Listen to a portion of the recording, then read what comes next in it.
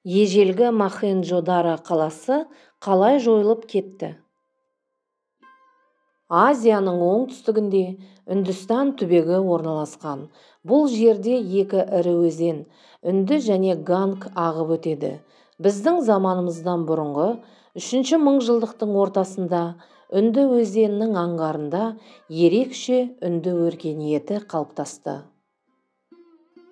Бұл жерді қола өңдеуді игерген, қолөнердің көптеген түрлерін меңгерген, жазуы бар және әсем қалалар тұрғызған халық мекен етті. Үнді аңғарының тұрғындарының басты кәсібі егіншілік пен мал шаруашылығы болған. Археологтар Хараппа және Мохенджо-Даро қалаларының орындарын көп зерттеген. Сол заманда Мохенджо-Даро ең ірі қалалардың бірі болған. Қаланың орталығында билеушінің сарайы алып қамал тұрды. Мохенджо-Даро қаласының орнындағы қазба жұмыстары кезінде жалпы қалалық су құбырының жүйесі табылды. Қаланың орнынан ғалымдар көптеген тұрмыстық заттарды, еңбек құралдарын, әшекей бұйымдарын тапқан болатын. Біздің заманымыздан бұрынғы 18 ғасырдың соңына таман ежелгі үнді қалалары құлдырауға ұшырады.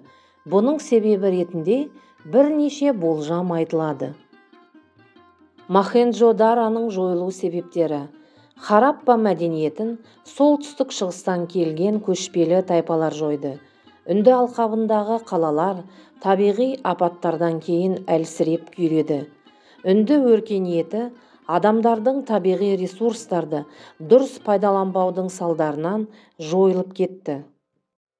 Үнді алқабындағы қалалардың тұрғындары кең таралған індет салдарынан жойылып кетті. Біздің заманымыздан бұрынғы 2 мыңжылдықтың екінші жартысында солтүстік батыстан Үндістанның аумағына ария тайпалары басып кірді. Сол кезде санскрит арийлердің тілінде қасиетті кітаптар, ведалар құрастырылды. Кейіннен арийлер мен жергілікті тайпалар бір халық болып қалыптасты.